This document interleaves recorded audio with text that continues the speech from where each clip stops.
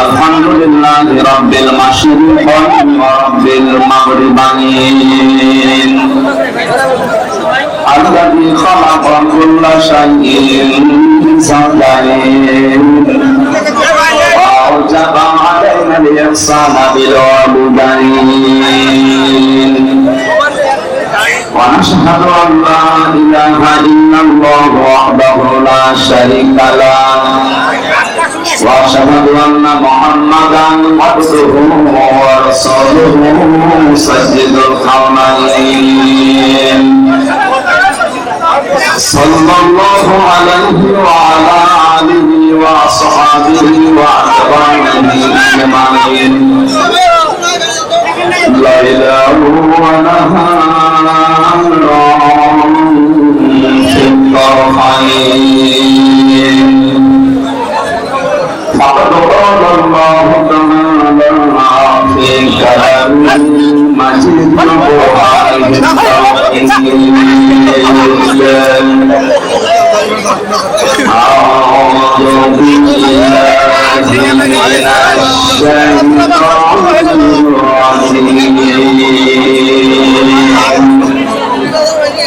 بسم الله الرحمن الرحيم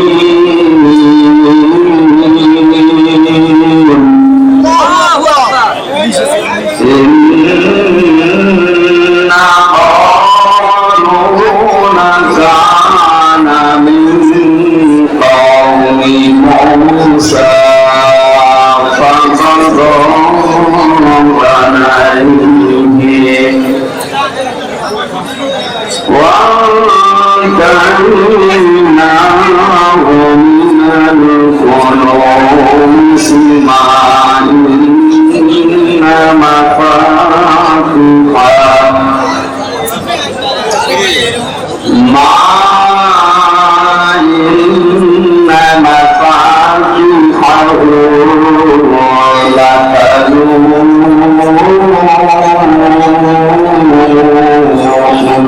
بالعصبة أولي القوة إذ قال له قومه لا تفرح إن الله لا يحب ولا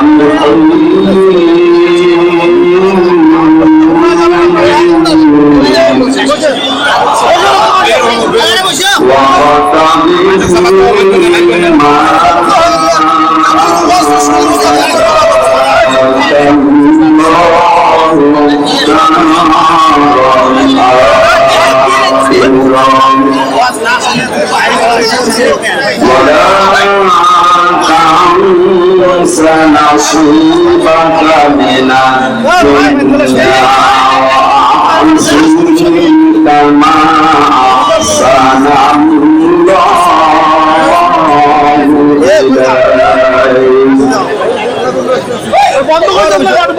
كما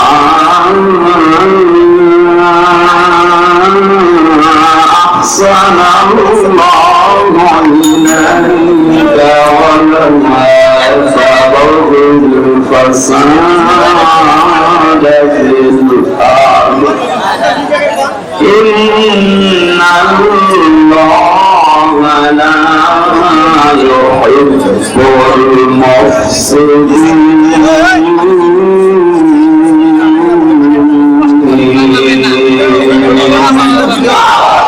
صدقت يا ربنا. عن أبي هريرة رضي الله تعالى عنه قال قال النبي صلى الله عليه وسلم إن الذي ليس في جوفه شيء من القرآن كالبيت الخريب إلى آخر الحديث رواه ابن ماجه. وقال تعالى في شأن رسوله إن الله وملائكته يصلون على النبي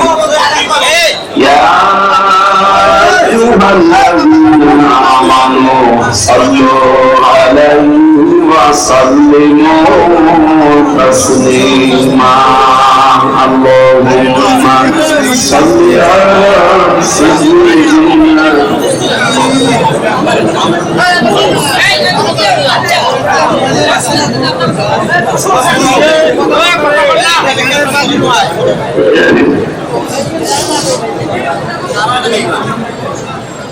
আলহামদুলিল্লাহ কুড়িগ্রাম জেলার রাজারহাট থানার অন্তর্গত রতিগ্রাম হাই স্কুল ময়দানে আহ্বানের পঞ্চমতম ঐতিহাসিক তাফসীরুল কোরআন মাহফিলের স্বনামধন্য সভাপতি অত্র এলাকার সর্বজন শ্রদ্ধাভাজন ব্যক্তিত্ব জনাব হাবিবুল্লাহ সিদ্দিকী পীরজাদা আতাল্লাহু আমরাহু ওয়া বারাকাল্লাহু ফি হায়াতি বলেন আমিন। মাহফিলের প্রধান অতিথি মাননীয় জাতীয় সংসদ সদস্য জনাব ডাক্তার মোহাম্মদ হামিদুল হক খন্দকার, সম্মানিত অতিথি জনাব মোহাম্মদ আনাম ওবায়দুর রহমান, চেয়ারম্যান জেলা পরিষদ কুড়িগ্রাম, অন্যান্য অতিথিবৃন্দ, এতক্ষণ যারা কোরআনে কারীম থেকে আলোচনা রাখলেন কুড়িগ্রামের কৃতি সন্তান ইসলামিক চিন্তাবিদ শিক্ষাবিদ জনাব মাওলানা সিরাজুল ইসলাম ফারুকী, ডক্টর মোহাম্মদ শাহজালাল,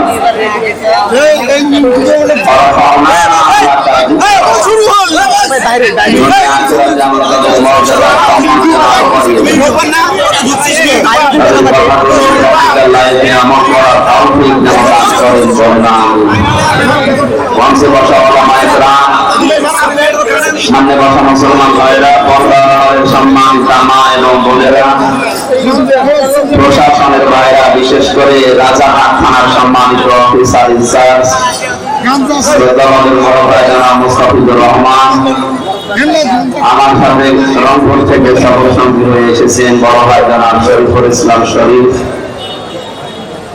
মঞ্চে বসা জাতির শ্রেষ্ঠ সন্তান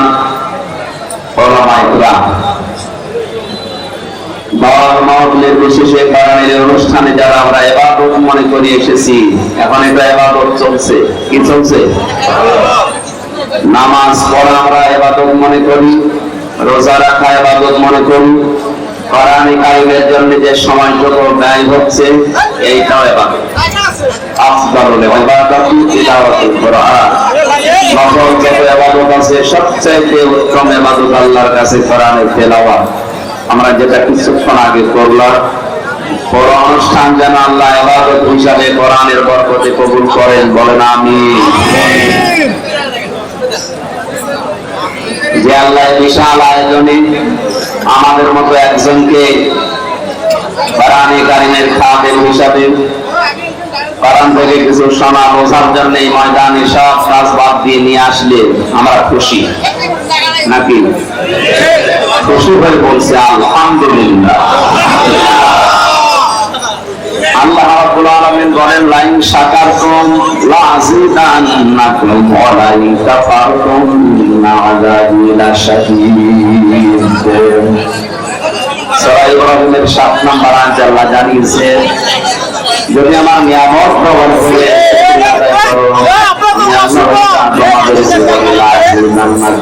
অবশ্যই বৃদ্ধি করে দেব। নিয়ামত পাওয়ার পরে কেউ যদি না শুকরি করে, দাম না দেয়, গুরুত্ব না দেয়, ওর জীবন থেকে ওটা ছিনিয়ে নেব, এতটুকুই না ওরে আযাবের ভিতরে ফেলে দেব, বলেন নাউযুবিল্লাহ।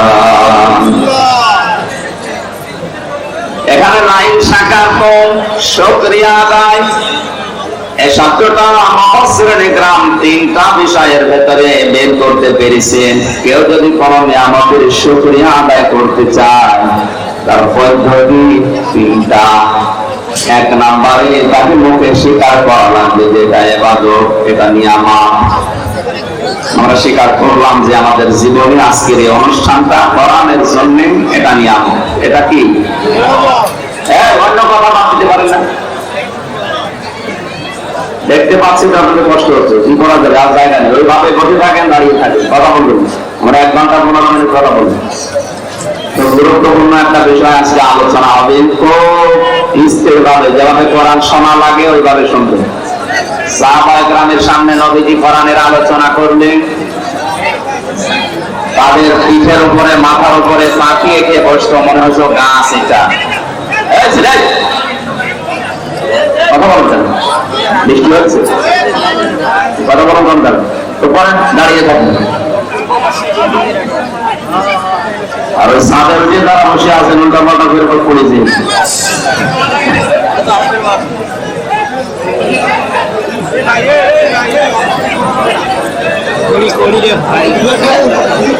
এই সমস্ত অনুষ্ঠানগুলোকে আমি ক্লাস মনে করি, এটা একটা ক্লাস চলছে। ক্লাসে এসে যদি আপনি কিছু নিয়ে যেতে না পারেন, 1-1.5 ঘন্টা ক্লাসে এসে আপনার তো পড়ার সময়টা লস হয়ে যাবে। আর আমরা জানি এটা সাধারণ কোন অনুষ্ঠান না, এটা পৃথিবীর শ্রেষ্ঠ অনুষ্ঠান কোরআনের কারণে। কোরআন যদি এখানে না থাকতো, আসল আমির হামজা হোক আর নকল হোক, আসতেন। আমরা এসেছি কোরআনের জন্য, কিসের জন্য বলেন তো? শুকরিয়া আদায়ের প্রথম মাধ্যম হচ্ছে মুখ দিয়ে স্বীকার করা যে হ্যাঁ এটা আমার জীবনের নিয়ামত। আমরা জানি বিশ্ব নবীকে আল্লাহ পাঠিয়েছিলেন মক্কাতে, কিন্তু কিয়ামত পর্যন্ত তাকে রেখে দিয়েছেন মদিনাতে। মক্কার লোকেরা এই নিয়ামতের শুকরিয়া আদায় করতে পারে নাই, কদর করে নাই। যারা কদর করেছিল, কিয়ামত পর্যন্ত আল্লাহ তাদের কাছে নবীজিকে রেখে দিয়েছেন মদিনায়। হজের যে সমস্ত কাজ আছে, আমি যে কয়েকদিন আগে আসলাম, আমরা হজ করি, হজের কাজগুলো সব মক্কায় শেষ হয়ে যায়, মদিনায় যাওয়া লাগে না। তামাম দুনিয়ার মানুষেরা মক্কার কাজ শেষ করার পরে তাড়াতাড়ি করে মদিনাতে 2 দিন 3 দিন 5 দিন 10 দিন অন্তত থাকে, কিন্তু 40 ওয়াক্ত নামাজ মসজিদে নববীতে জামাতে পড়ার জন্য ছুটে যায়। ওখানে না গেলে হজ হবে না, বিষয়টা এমন না। তারপরও আমরা যাই কেন? কারণ পৃথিবীর শ্রেষ্ঠ মানুষ ওখানে ঘুমিয়ে আছে। মদিনার মানুষেরা যে নিয়ামতের শুকরিয়া আদায় করে তারা কি লস করেছে?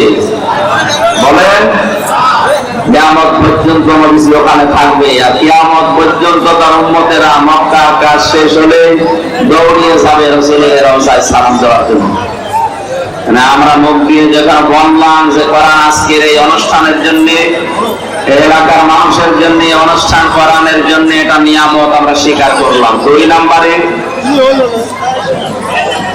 আপনার মনের ভেতরে একটা অজানা শান্তি আল্লাহ দান করবে। এটা পাচ্ছেন তো না? ওরা গন্ডগোল করছে, একটু করুক, পরে যখন গন্ডগোল শেষ হবে আপনাদের 10 মিনিট সময় দেবো, দেখে পানি যাবে। একটা চিল্লানি দিলে আপনি এদিকে না ঘুরে হুজুরকে তাকাচ্ছেন, সেজন্য বলছে 10 মিনিট সময় দেবো, ওই চিল্লানি দেখে পানি যাবে। অবশ্যই মানুষের মানুষগুলো এত সহজ সরল, বিড়ি খাওয়া ছাড়া কিছু জানে বলছে ঠিক। সহজ সরল এটা ভালো, কারণ সহজ সরল মানুষকে আল্লাহ জান্নাতে দেবেন। আমরা জানি নবী জানিয়েছেন মানুষকে আল্লাহ 500 বছর আগে জান্নাতে পাঠাবে। আর সারা বাংলাদেশের ভেতরে সবচাইতে গরিব মানুষ বেশি দাম করে। রামপুর বিভাগের মানুষেরা গরিব, যেহেতু নবীর হাদিস অনুযায়ী চট্টগ্রাম, সিলেট, ঢাকা বিভাগের মানুষের চাইতে আপনারা 500 বছর আগে জান্নাত পাবেন। এবার কি বলবেন? ভাই আপনারা আমি পায়ে ধরে বলছি, আপনি কথা বলেন না, এমনি উল্টো পাল্টা যা করেন কথা বলেন। নিয়ামত আদায়ের শুকরিয়া আদায়ের দ্বিতীয় মাধ্যম শর্ত হচ্ছে আপনার মনের ভেতরে একটা অজানা অনির্বচন সুখ আপনি পাবেন। অনির্বচন সুখ কাকে বলেন?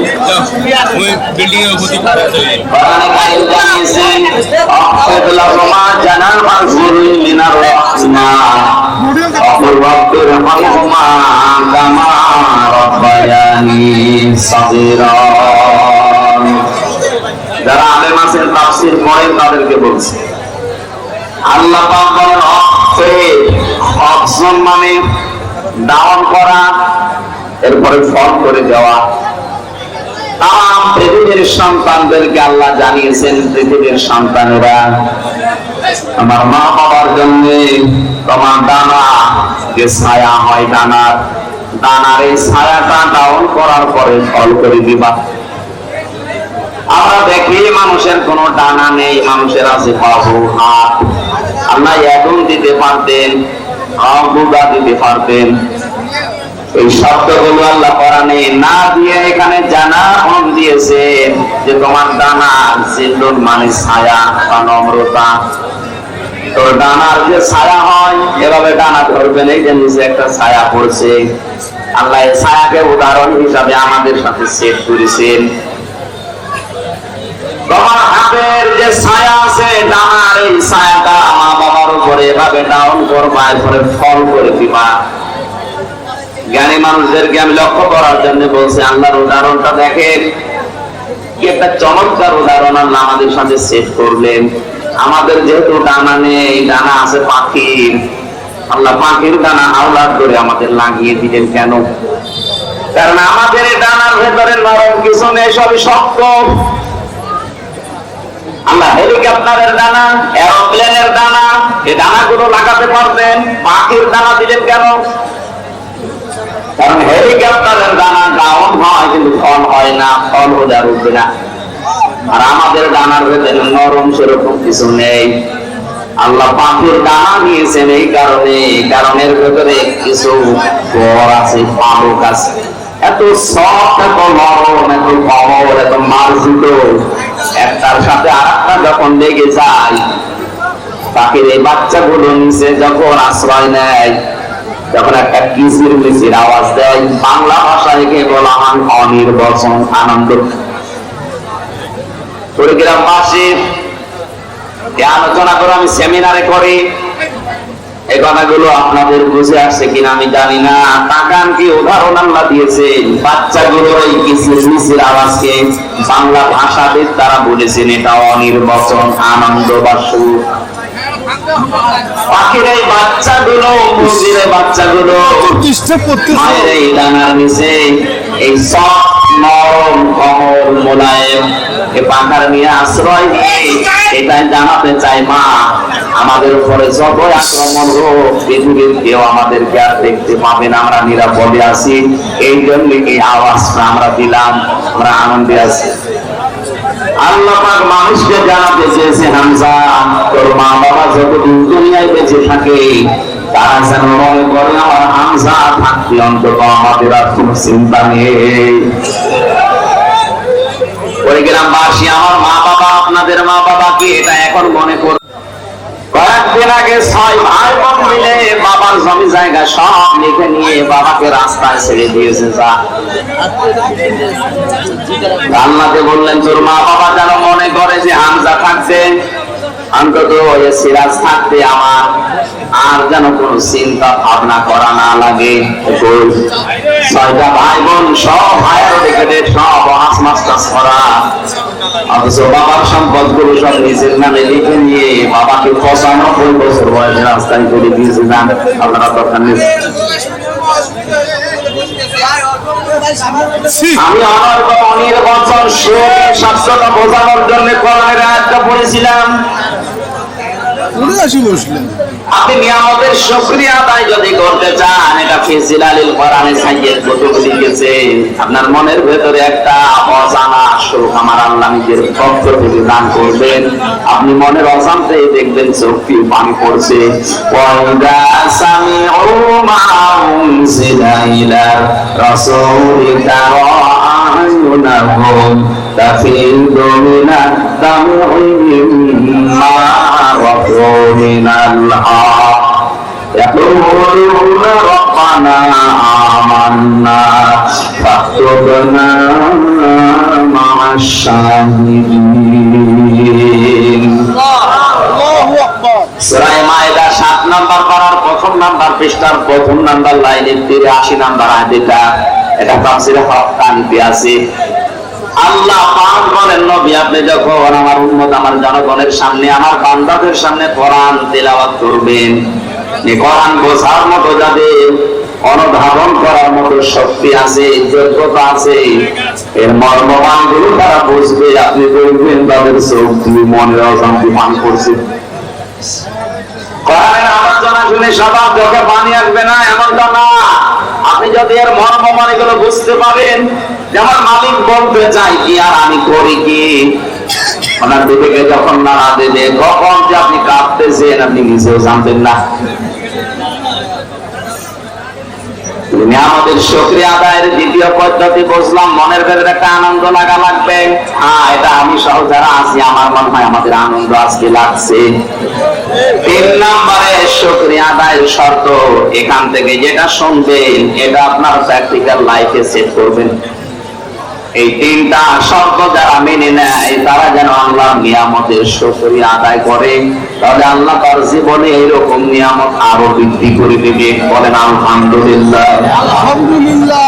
আর যদি এই 3টার একটা পাওয়া না যায়, ওয়ালাইন কাহারতুম ইন্না আযাবি লাশাদীদ।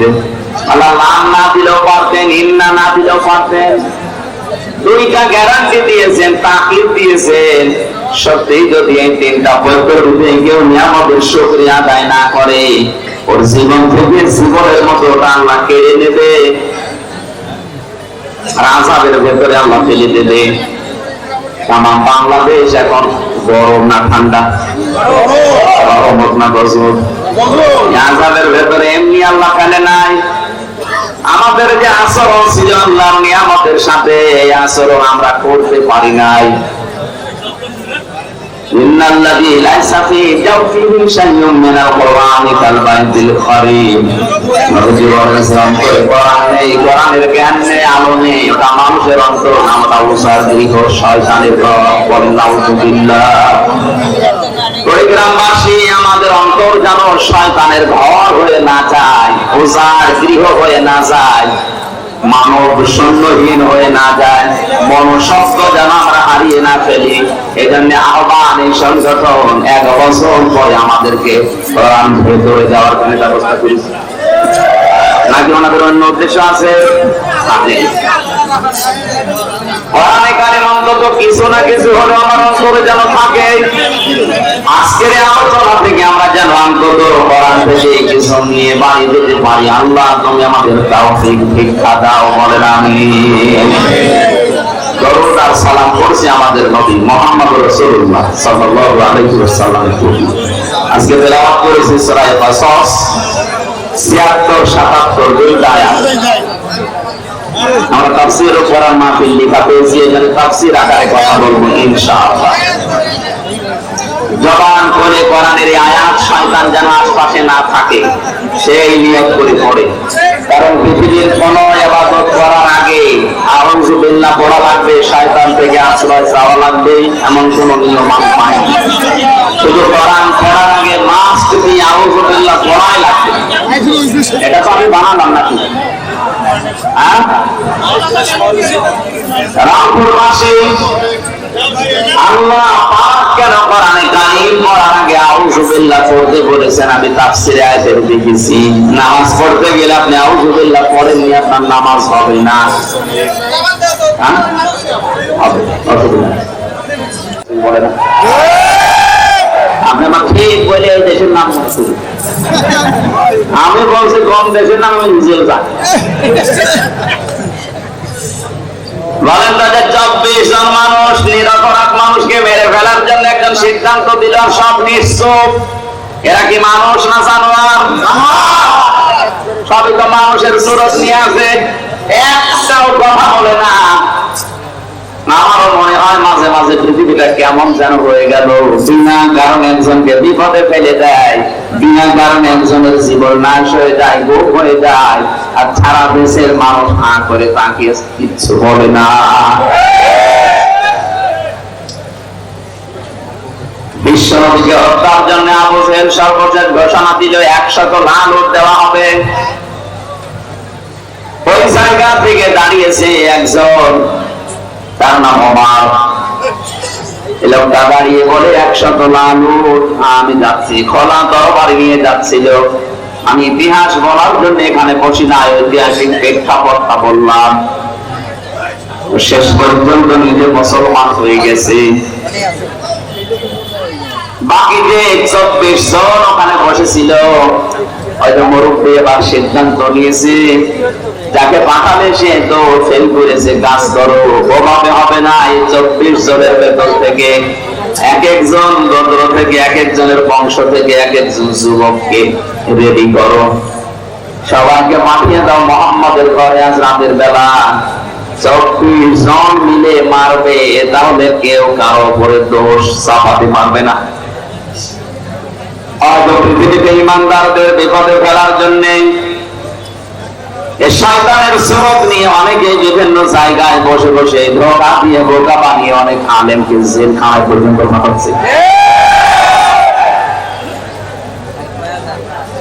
যারা দায়িত্বে আছে ওদের অত দায় পড়ে নাই যে আমির হামজাকে 3 বছর ছেলে রাখা লাগবে না। এর মতো কিছু মৌলবী বিশাল চোখ পাকায় দিয়ে যে কানের কাছে মুখ নিয়ে বলে আর কত আটকে রাখতে পারেন না।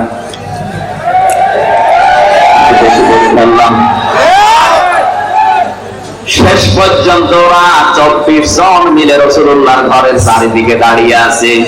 প্রতিটি কথা থেকে আপনি দেখবেন একটা একটা করে শিক্ষা আমি নিয়ে আসবো ইনশাআল্লাহ। চারিদিকে ওরা দাঁড়িয়ে আছে, মুহাম্মদুর রাসূলুল্লাহ।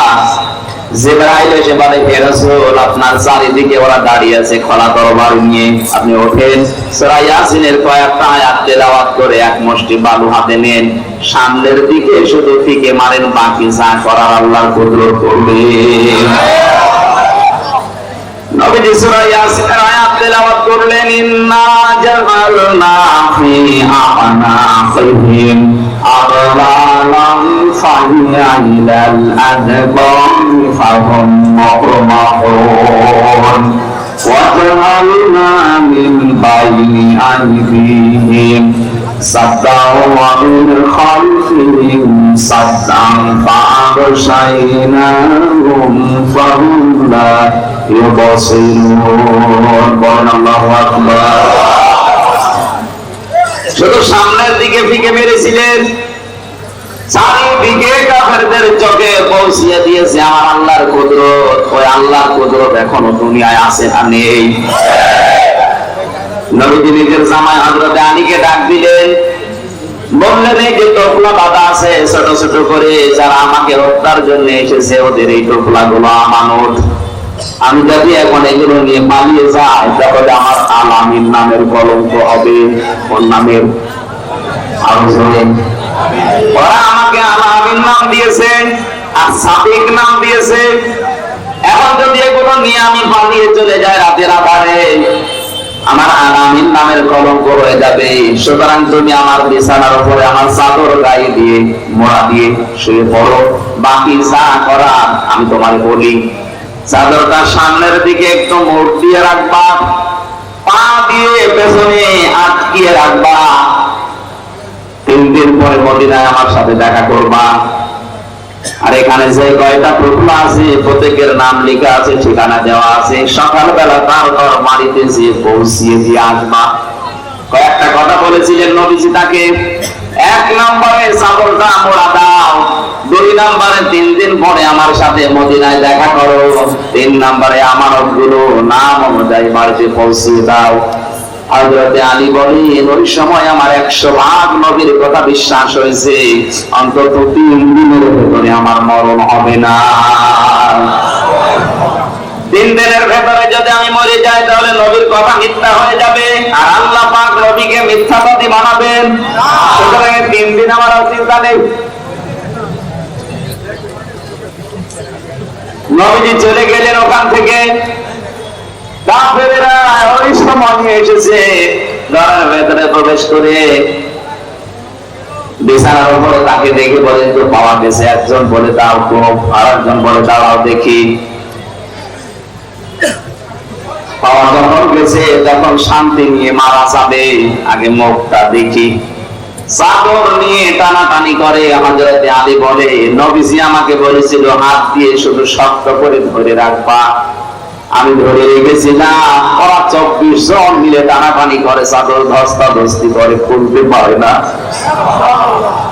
আমার মনে হচ্ছিল তাম দুনিয়া সব যুবকেরা যদি আজকে আমার চাদর ধরে টানাটানি করে, খোলা সম্ভব না। কি শক্তি আমার আল্লাহ আমার হাতের ভেতর যেন দিয়ে দিয়েছেন। মনে মনে ভাবছিলাম আমি ধস্তাধস্তি করতে থাকবো যতক্ষণ ওরা আমাকে মেরে ফেলার সিদ্ধান্ত না নেয়, কারণ আমি যতক্ষণ সময় যাপন করবো ওদিকে আমার আল্লাহ নবী 2 পা হলো মদিনার দিকে এগিয়ে যাবে। মুসলমানেরা নবীজি আজকে নেই, বিশ্ব নবীর ওয়ারিস আছে, তাদেরকে সামনের দিকে এগিয়ে দেওয়ার জন্য যদি এরকম কারোর সাথে ধস্তাধস্তি করা লাগে, সময় ক্ষেপণ করবে, আশা থাকবে নবীর ওয়ারিসরা 2 পা হলেও দেশে এগিয়ে যাবে। কথাকে বললাম, আপনি না বুঝলেও এ বুঝেছে, কথা বুঝেন। আপনার হয়তো ওইরকম ক্ষমতা নেই। বাতিল যখনই আসবে, রাম আর মামরা যখনই বিভিন্ন স্বরূপ নিয়ে আসবে আলেমদের বিপক্ষে অবস্থান নেওয়ার জন্য, আপনি ধস্তাধস্তি করে হলো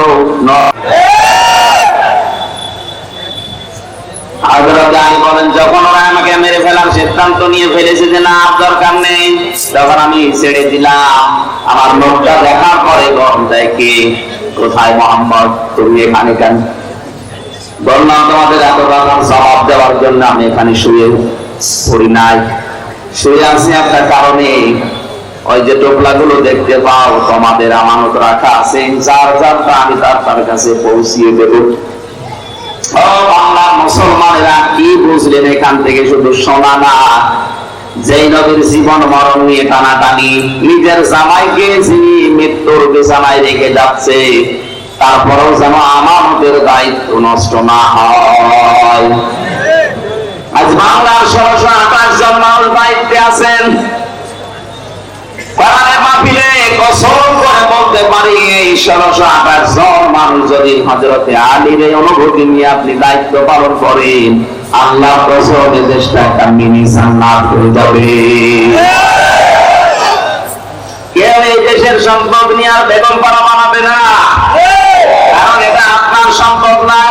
এদেশের কোন মানুষের ক্ষমতা নেই নিজের পয়সা উপায় করে বেগম পাড়া বানানো, এটা সব জনগণের সম্পদ।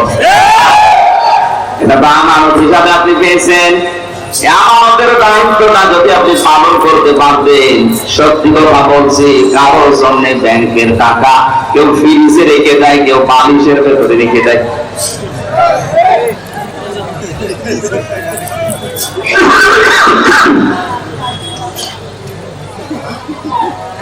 হযরত আলী বলেন, প্রত্যেকের কাছে আমি এটা পৌঁছিয়ে দিচ্ছিলাম। আমার মনে দৃঢ় বিশ্বাসে যে আমি 3 দিনের ভেতরে আমার কোনো মরণ হবে না, বিশ্ব নবীর কথা আমার মদিনায় সাক্ষাৎ করাই লাগবে। এই সুযোগ আল্লাহ আমারে দেবেন। নবীজি ওখান থেকে বের হয়ে আবু বকরের বাড়িতে ডাক দিলেন, আসসালামু আলাইকুম ইয়া আবু বকর। সঙ্গে সঙ্গে ভেতর থেকে জবাব দিয়েছে, লাব্বাইক ওয়া সাদাইক ইয়া রাসূলুল্লাহ। নবীজি বলেন, আবু বকর আমি তো খুব জোরে ডাক দেই নাই, মৃদু স্বরে একটা আওয়াজ দিলাম, তুমি জলদি করে দরজা খুলে দিলে, গভীর রজনীতে ঘুমাওনি। সিদ্দিক আকবর বলে, হে রাসূল, শুধু আজকের রাতটা না, 6 মাস আগে আপনি আমাকে একটা ইঙ্গিত দিয়েছিলেন। দেখতে দেখতে সবাই তো চলে গেল, আবু বকর কোন দিন জানি আমারও হিজরত করা লাগে, যদি আমি হিজরত করি তোমার সাথে নিতে পারি। আপনি বলেন না যে নেব, শুধু পারি বলেছিলেন। ওই দিন থেকে শুরু করে আমি 2টা বিষয় লক্ষ্য করে রেখেছি। 2টা উট আমি কিনে এক ইহুদির কাছে লালন পালন করতে দিয়েছি। 2 নাম্বার, ওই দিন আমি নিজে আমার টোপলা বেঁধে দরজার সাথে পেট লাগিয়েছি, কখন আল্লাহর নবী আমার একটা দাম দেয়। 6টা মাস আমি ঘুমিয়েছি শুধু হেলান দিয়ে দরজার সাথে। বাংলার মুসলমানেরা আমাদেরও তো নবীর আদর্শ মানতে গিয়ে এরকম কষ্ট স্বীকার করা লাগছে।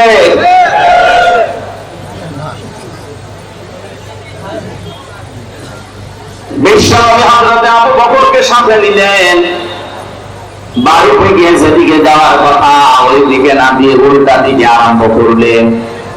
নিজের সন্তান আব্দুর রহমানকে দিয়ে ইহুদিকে খবর দিয়ে বললেন, 2টা উট নিয়ে আসো। 2টা উট নিয়ে তারা গেলেন। গায়ে সোর যেখানে 3.5 কিলোমিটার প্রায় আমি নিজে উঠেছিলাম, মুহাম্মদ রাসূলুল্লাহ ওখানে যে 3 দিন অবস্থান নিয়েছিলেন। আল্লাহ রাব্বুল আলামিন বলেন, আমার নবীকে আমি সাহায্য করেছি শুধু ওই সময় না, কিয়ামত পর্যন্ত যে সাহায্য করব তার প্রমাণ আমি আল্লাহ রেখে দিয়েছি। ওই জায়গায় যে বাবলা গাছটা কাজ হয়ে ওই গর্তের মুখেই সঙ্গে সঙ্গে কবুতর এসে বাসা বেঁচেছে, মাকড়সা জাল বিছিয়েছে। হযরত আবু বকরকে নবীজি বললেন, ক্লান্ত হয়ে গেছি, সারা রাত হাঁটতে হাঁটতে, পাটা একটু বিছিয়ে দাও, তোমার উপরে মাথা দিয়ে আমি একটু ঘুমিয়ে যাই। তিনি বললেন, হে রাসূল, আপনি জানান পাহাড়ি এলাকা সাপ বিচ্ছু থাকতে পারে।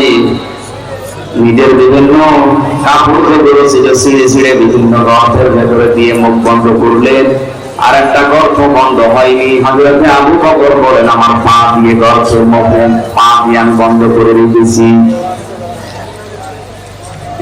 1000 বছর একটা সাপ এখানে বসে আছে, 1000 বছর। তাওরাত কিতাবে শুনেছিল মুসা আলাইহিস সালাম তাকে তেলাওয়াত করে নাকি শুনিয়েছিল যে এই রাস্তা দিয়ে শেষ নবী মুহাম্মদ রাসূলুল্লাহ হিজরত করে যাবেন, এই জায়গায় আশ্রয় নিতে পারেন। ওই দিন থেকে এই সর্বটা মুহাম্মদ রাসূলুল্লাহকে এক নজর দেখার জন্য 1000 বছর ওয়েট করছে। আমি সুবহানাল্লাহ আলহামদুলিল্লাহ বলার জন্য না, এখান থেকে একটা শিক্ষা পেয়েছি। একটা বিষয়, 1000 বছর গর্তের ভেতরে এত কষ্ট করে নবী মুহাম্মদ রাসূলুল্লাহকে দেখার জন্য ওয়েট করতে পারে। 53 বছর হয়ে গেল, একটা আমাদের জন্য আমাদের মনে কি আফসোস আসে না? মুহাম্মদ রাসূলুল্লাহ যেভাবে 10 বছর রাষ্ট্র দিয়ে কোরআন দিয়ে রাষ্ট্র চালিয়েছিলেন, আমরা একটু চালিয়ে দেখি। মানুষ তো চালালো 53 বছর, দেখলাম কানকে তোমার শান্তি তো পেলাম না।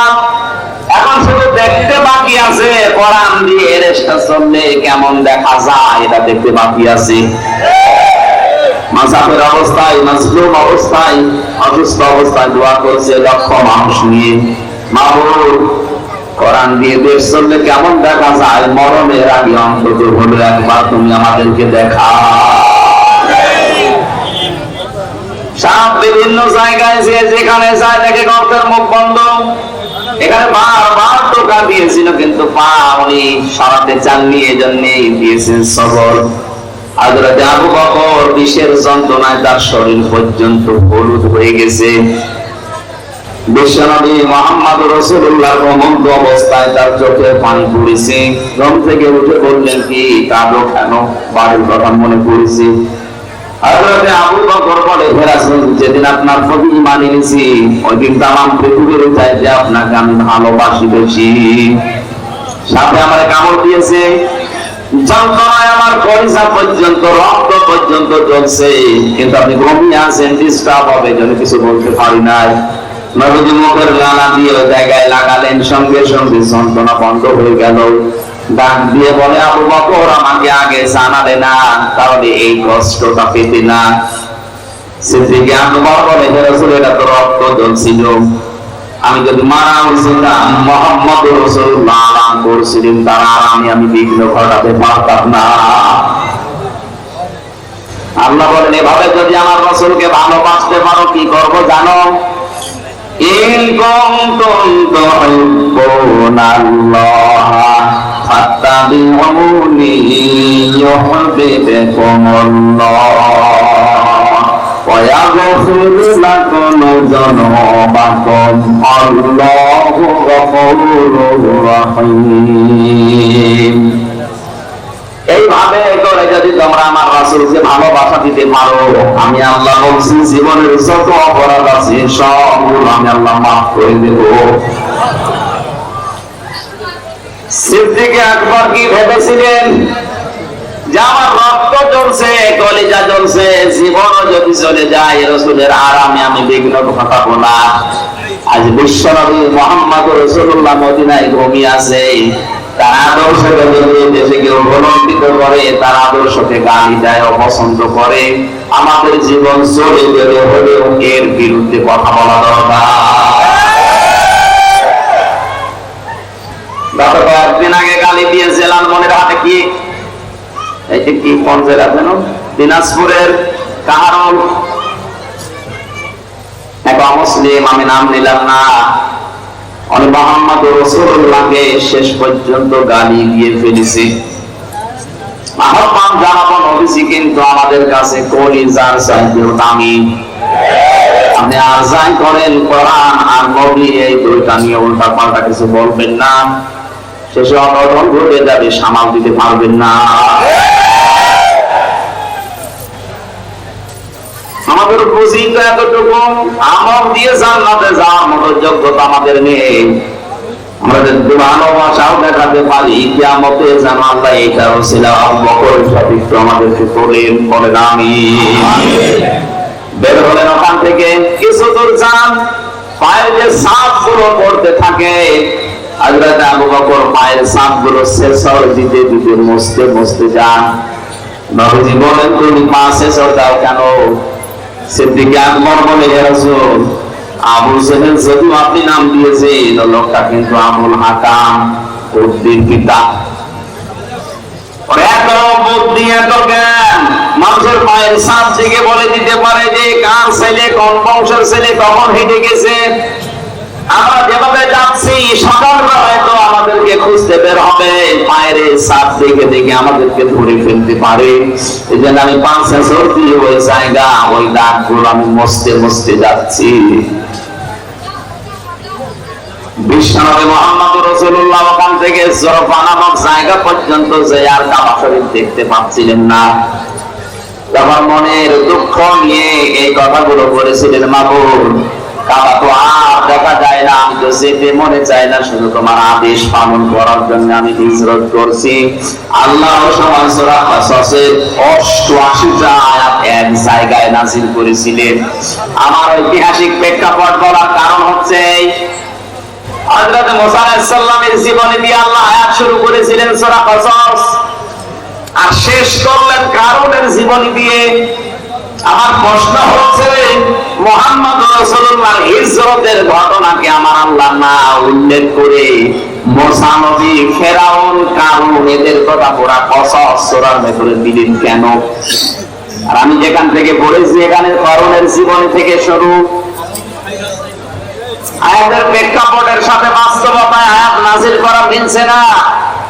যতগুলো তাফসীর আমি দেখেছি, সব মুফাসসিরিন ইকরাম আয়াতের ব্যাপারে এইটা সিদ্ধান্ত দিয়েছে, না এদিকে তাকান, সবাই সিদ্ধান্ত দিয়েছে মুহাম্মদ রাসূলুল্লাহকে হিজরত করার ব্যাপারে সবচেয়ে বেশি ভূমিকা পালন করেছিল টাকাওয়ালারা। কারা? 2 নম্বরে বেশি ভূমিকা পালন করেছে ক্ষমতাওয়ালারা।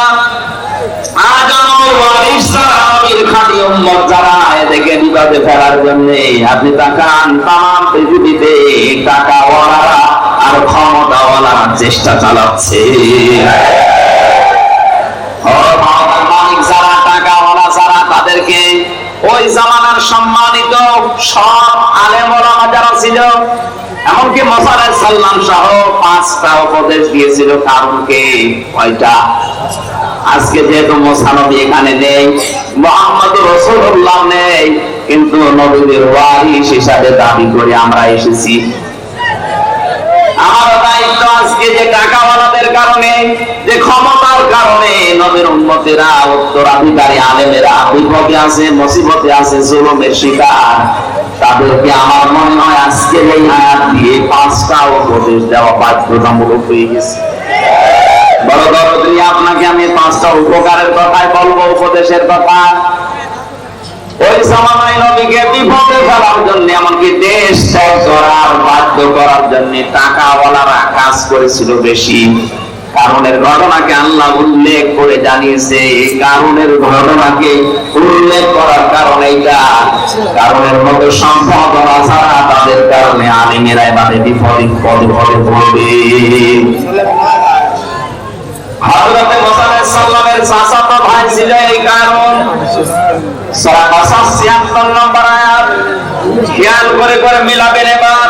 ইন্না কারুনা কানা মিন কওমি মুসা ফাবাগা আলাইহিম। আল্লাহ পাক বলেন অবশ্যই কারণ ছিল মুসার বংশধর, মুসার বংশের লোক, তার কওমের জাতির লোক, এবং সে তাদের প্রতি বিদ্রোহ করেছিল। ওয়াতাইনাহু মিনাল কুনুসি মা ইন্না মাফাতিহাহু লাতানুহু বিল-উসবাতি উলিল কুওয়া। আমি কারণকে এত সম্পদের মালিক বানিয়েছিলাম, একদল শক্তিশালী যুবক তার সম্পদের শুধু চাঁদি বহন করার জন্য লাগতো। গ্রামবাসী, এখান থেকে একটা শিক্ষা নেওয়া যায়। চাঁদি বহন করতে যদি একদল শক্তিশালী যুবক লাগে, চাঁদা বহন করার জন্য কত দল লাগবে বলে? কারণ 20টা চাঁদি দিলে একটা তালার সমান হয় না। কথা বলেন না, তারা যদি এত হয় তাহলে সিন্ধুক, বাক্স, ব্যাংক ব্যালেন্স কত ছিল, আরে ব্যাংকের সম্পদ কত ছিল মাথায় ধরবে না। আল্লাহ রাব্বুল আলামিন বলেন ওই সময় কারণকে ওই জাতির লোকেরা 5টা বিষয় উপদেশ দিয়েছিল, বিশেষ করে যারা সম্মানিত আলেম ওলামা তারা। আজ ওই জাতির ভেতরে যারা টাকা ওলা মানুষ আছে, আপনার টাকা কোন কাজে ব্যয় হচ্ছে, আপনাকে আমি কোরআনে কারীম দিয়ে 5টা বিষয় উপদেশ দিচ্ছি, ভালো করে মিলাবেন। ওই সময় আলেমরা কারণকে ডাক দিয়ে বলেছিল ইদে ক্বালা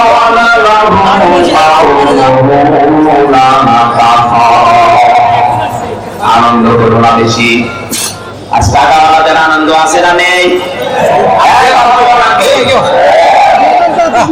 আপনি দেখেন এই যে ইসলাম বিরোধী যত কাজ, সব কিছুর মূলে টাকাওয়ালারা, পেছন দরজা দিয়ে নাড়াচাড়া দেয় ক্ষমতাওয়ালারা। এমন এমন গানের অনুষ্ঠান দিয়েছে যেটার দ্বারা আল্লাহর আরশ পর্যন্ত কেঁপে যায়। যে সমাজে বিশৃঙ্খলা ও অশ্লীলতা বেড়ে যায়, মহান আল্লাহ সেখানে নাযিল করেন তার ব্যাপারে অন্যতম এই তাবতাবু। আপনি মনে করছেন এটা আল্লাহ এমনি দিয়েছে? ঢাকা শহরে যত নাইট ক্লাব আছে, গ্রাম্য মানুষ তো বুঝতেছেন না কি যে হয় সেখানে। আল্লাহ জানে আর ফেরেশতা জানে আর যারা পড়ে তারা জানে। মানুষ এত নিচে নামতে পারে, 4-5 জন মিলে একাধারে দর্শন করছে আর একজন করে ভিডিও করছে, দেখছে। এটা কোনো কৌশল করা সম্ভব না। অশ্লীলতা, জেনা, ব্যভিচার, ধর্ষণ যখন সমাজে বেড়ে যায়, মহান আল্লাহ 27টা গজব ওই দেশে নাযিল করে। কোরআনে কারীম জানিয়েছে যাহারাল ফাসাদু ফিল বাররি ওয়াল বাহরি বিমা কাসাবাত আইদিন নাস লিয়ুযিকাহুম বা'দাল্লাযী আমিলু লাআল্লাহুম ইয়ারজিউন। যারা ইসলামে যে বিপদাপদগুলো এই যে তাপদাহ চলছে, হঠাৎ বৃষ্টি বন্ধ হয়ে গেছে, দুনিয়া গরম করে ফেলেছি, আমি আল্লাহ এটা এমনি এমনি করে না, তোদের হাতের কামাইয়ের ফসল এটা। আমি আল্লাহ চাই এই তীব্র আযাব দিয়ে তোরা যেন আমি আল্লাহর দিকে তওবা করে ফিরে আসি। আপনি দেখেন পৃথিবীর ময়দানে যারা সবচাইতে বেশি উচ্ছৃঙ্খল, বিশেষ করে জেনা ব্যভিচারের লাইনে, আল্লাহ তাদেরকে ধরেছে। এই যে দুবাই, কথা বলে না, বিমানবন্দর পর্যন্ত ভাসিয়ে দিয়েছে। এত বড় শক্তিশালী, এত বড় অর্থনৈতিক ভাবে সম্পূর্ণ দেশকে যদি আল্লাহ চোখের পলকে নষ্ট করে দিতে পারে, তছনছ করে দিতে পারে, আমাদের কিছুই লাগবে না। শুধু এই তিস্তার পানিকে যদি আল্লাহ হুকুম দেয় 100 হাত কিছু হয়ে একটু জারণ করে পাবেন না কিছু। অনেকে বলে এটা প্রাকৃতিক দুর্যোগ, শয়তান প্রাকৃতিক দুর্যোগ বলে কিছু নেই, এগুলো সব আমার আল্লাহর কসম। আপনি থামেন, আনন্দ করতে এগুলো বন্ধ করেন। এখন বিভিন্ন নাম দিয়ে দিবস বানিয়ে বানিয়ে যেটা আনন্দ করছে, একটা কোরআনের সাথে হাদিসের সাথে মিলছে না। আর এই আনন্দ আপনি করবেন ইসলামের সীমার ভেতরে থেকে। এমনকি আজকে ঈদুল আজহা, ঈদুল ফিতরকেও মানুষ এমন আনন্দের জায়গায় নিয়ে গেছে যেখানে কোরআনের নিয়ম নেই। ঈদুল আজহা, ঈদুল ফিতরের শিক্ষা কি ছিল? আগে ত্যাগ, এরপরে ভোগ। কথা বলেন না, এক মাস রোজা রেখে আপনি আনন্দে খাবেন, লাফাবেন না। আগে সাদগাতেন, আগে ফেতর দেন। ওইটা দিয়ে গরিব মানুষেরা সেমাই কিনবে, চিনি কিনবে, খাবার কিনবে, ওর বাচ্চারা আনন্দ করবে, উল্লাস করবে, খুশি হবে। ওইটা দেখবে আপনি খুশি হবেন। আপনি আগে খাবেন, আপনার হবে না। এগুলো সাথেও তা কোরবানি জবাই করে নিজে আগে খেয়ে মরবেন না, আগে জবাই করে গরিবকে দিয়ে আসেন। গরিব মানুষেরা খাবে, আনন্দ করবে, হাসবে, ওদের হাসি দেখে পরে আপনি খাবার খাবেন। কথা বলেন না কেন? ইসলামে তো দিবস ছিল মাত্র এই দুইটা, আগে ত্যাগ, এরপরে ভোগ। আপনি বলেন তো এই দুইটা দিবস মাস দিয়ে চলত দিবস এই বাংলাদেশে এখন চলছে, সে যে নামেই হোক, আমি নাম নিলাম না। আন্তর্জাতিক সাম্রাজ্যবাদী যারা আমাদের পকেটের টাকাগুলো একদিকে ছিনিয়ে দেওয়ার জন্য নতুন নতুন দিবস বানিয়েছে, আর একদিকে আমাদেরকে বিশৃঙ্খলা ও শৃঙ্খলা যৌনতায় ভাসিয়ে দেওয়ার জন্য ব্যবস্থা করে দিয়েছে। আমি আবার বলছি, ঈদুল আজহা, ঈদুল ফিতর মাস দিয়ে দুনিয়ায় এমন কোন দিবস আপনি পাবেন না যেখানে আগে ত্যাগ, এরপর ভোগ, আগে ভোগ, এরপর ত্যাগ। কথা বলবেন। 14 ফেব্রুয়ারি পালন করে মানুষ, বলেন না কেন? এর ভেতরে কি আগে ত্যাগের পরে ভোগ? না, আগে ভোগ করবেন, তারপরে ত্যাগ করবেন। এছাড়া আমাদের উচিত হচ্ছে যে দিবসের সাথে কোরআনের, হাদিসের এবং বাস্তবতার মিল নেই, ওইটা পালন করে আমরা নিজেদের সম্পদগুলো আনন্দ করতে যে নষ্ট করবো না। এটা যেটা রেকর্ড হচ্ছে সারা বাংলাদেশে কালকে ছড়িয়ে যাবে। বড় বড় ধনী যারা আছেন, টাকা মালিক, কোরআন হাদিসে আমি পেয়েছি তিনটা জিনিস মানুষকে সবচাইতে বেশি ধ্বংস করেছে দুনিয়ায়। 1 নম্বরে টাকা, 2 নম্বরে ক্ষমতা, 3 নম্বরে নারী। আমি সহ যারাই শুনলাম প্রত্যেকে যেন এই 3টা বিষয়ের ব্যাপারে সেন্সিটিভ থাকি, সিনসিয়ার থাকি, সতর্ক থাকি। আমাদেরকে যেন আমাদের সম্পদ, আমাদের ক্ষমতা, আমাদেরকে যেন নারীতে জাহান্নামে নিয়ে যেতে না পারেন, বলেন আমিন। দুনিয়াতে যত মানুষ ধ্বংস হওয়ার পেছনে টাকা আর ক্ষমতা যত মানুষকে নষ্ট করেছে, পৃথিবীর কোন জিনিস এত বেশি মানুষকে নষ্ট করতে পারে না। এই দুইটার মালিক যারা, তারা কিন্তু আরো বেশি সতর্ক থাকবেন। টাকা পেলে আপনি আনন্দ করবেন না। নবীজি জানিয়েছেন কিয়ামতে আল্লাহ প্রতিটি মানুষকে নিজের সামনে দাঁড় করাবেন। মা তাসালু কাদামা বানি আদম আরতি ইয়াউমাল কিয়ামাতি হাত্তা ইনসামান খামসিন আন উমরিহি ফিমা আফনা ওয়া আন শাবাবিহি ফিমা আবলা ওয়া আমালিহি মিন আইনা ইকতাসাবাহু ওয়া ফিমা আনফাকাহু ওয়া আন ইলমিহি মা জাআমিলা ফিহি মুত্তাফাকুন আলাইহি। রংপুরবাসী প্রতিটি মানুষকে আল্লাহ নিজের সামনে দাঁড় করাবে, এভাবে দাঁড়া। 5টা প্রশ্নের জবাব দেওয়া লাগবে তোরে। নবীজি বলেন, জবাব যদি সঠিকভাবে দিতে না পারে, ও সামনেও যাবে না, পেছনেও যাবে না, জায়গায় দাঁড়িয়ে থাকবে। আমি সহ যারা এখানে আছি মনে করেন এখন আমাদের চলছে ওইটা, ময়দানে মাহশার কায়েম হয়ে গেছে। মহান আল্লাহ তার সামনে হামজাকে দাঁড় করিয়েছে। আমার 30 বছর জীবনটা নিয়ে আমি দাঁড়িয়েছি। কয় বছর? বলেন। আমি 33 বছর জীবন নিয়ে দাঁড়ালাম। সভাপতি 60 বছরের জীবন নিয়ে দাঁড়িয়েছে।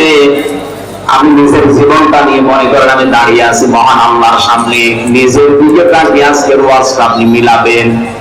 আল্লাহ যদি জিজ্ঞাসা করে, হামজা এই সারাটা জীবন কি করবি বলতো? আপনি কি মনে করেন আমি 33 বছরের জবাব সঠিকভাবে দিতে পারবো? আমি একা থাকলে আমার মাঝে মাঝে মনে হয় আল্লাহ পাক যদি বলে হামজা কিয়ামতের ময়দানে 2024 সালের এপ্রিল মাসের 30 তারিখ পর্যন্ত করে মাফ করে দিলাম, শুধু মে মাসের 1 থেকে এই যে 5 তারিখ আজকে 1 থেকে 4 তারিখে 4 দিনের হিসাব দিয়ে তুই জান্নাতে চলে যা। আমার তো 4 দিনের হিসাব সঠিকভাবে দেওয়া সম্ভব না। আপনারা পারবেন না? এখানে শব্দটা ছিল অমরিহি ফিমা আফনা। 4 দিন না 4 বছর না, পুরা জীবনের হিসাব আল্লাহ পঙ্খানুপঙ্খানু সুম্মা লাতুসআলুন্না ইয়াওমাইযিন আনিন নাঈম। প্রতিদিন আমাদের সঠিক জবাব আপনার কাছ থেকে নেবে। আজকের এই আওয়াজটা যদি আজ সময় আমরা সত্যি নিজের মনে করে মেনে নিতে পারতাম, আমার জীবন পরিচ্ছন্ন হয়ে যেত। পারবেন না, কারণ সে মেশিন পত্র তো নেই। আপনি নিজেই বলছেন না আমার কেমন যেন লাগছে, আমি এখন আর শরীফ নেই, আমি শরীফা হয়ে গেছি। আমি শরীফা হয়ে গেছেন, আমি মানলাম শরীফা হয়ে গেছি। এই কথা বলে আপনি উপস্থিত থাকবেন, বেকারেই তো বলবেন আমি যেহেতু শরীফা, আমার তাহলে মহিলা হোস্টেলে দিতেন। কি করবেন? ওখানে আমার মেয়ে আছে, আমার বোন আছে, আমার ফুফু আছে।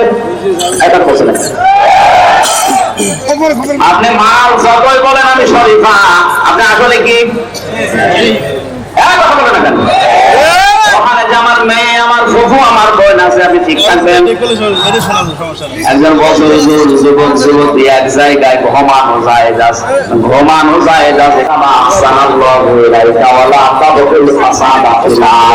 জমিনে বিশৃঙ্খলা তৈরি করা যাবে না। আমরা বলছি এই দেশের শৃঙ্খলা করার জন্য চেষ্টা চালাচ্ছে, এই পেছনে সব টাকাওয়ালাদের অবদান। আপনার টাকা দিয়ে যেন কোনো বিশৃঙ্খল কাজ না হয়, উশৃঙ্খল কাজ না হয়, এটা আপনি হিসাব করে দুনিয়া চলবেন। কোন সন্ত্রাসীকে আমার আল্লাহ পছন্দ করে না, ভালোবাসে না। এখানে সন্ত্রাস সৃষ্টি করছেন। বাংলাদেশ তো ভালোই ঠান্ডা হয়ে গেছে, ভালো চলছে। আর রাতের দেশটাকে গরম করার জন্য যারা ঘুরে ঘুরে দিয়েছেন,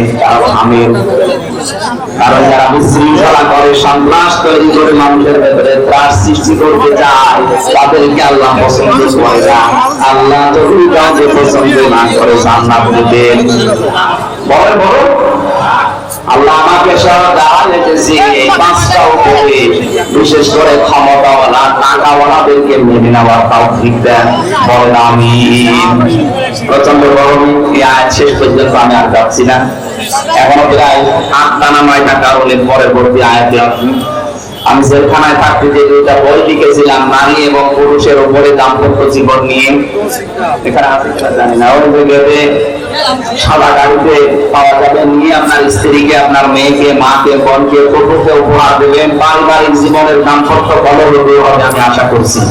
সম্মানিত মা বোনেরা, পরকীয়া প্রেমে যারা আছেন, বইটা কিনে আপনার স্বামীকে, আপনার ভাইকে, আপনার বন্ধুকে উপহার দেন।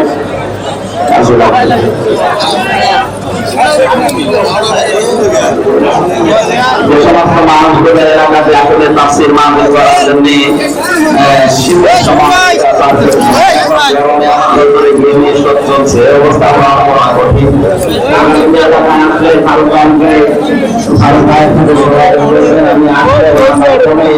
থানায় একটা শীতের সময় আসবেন, মহাযাত্রা করে বাড়ি যান, ভাই মহাযাত্রা করে যান। ظلمنا أنفسنا وإن لم تغفر لنا لنكونن من الخاسرين رب العالمين।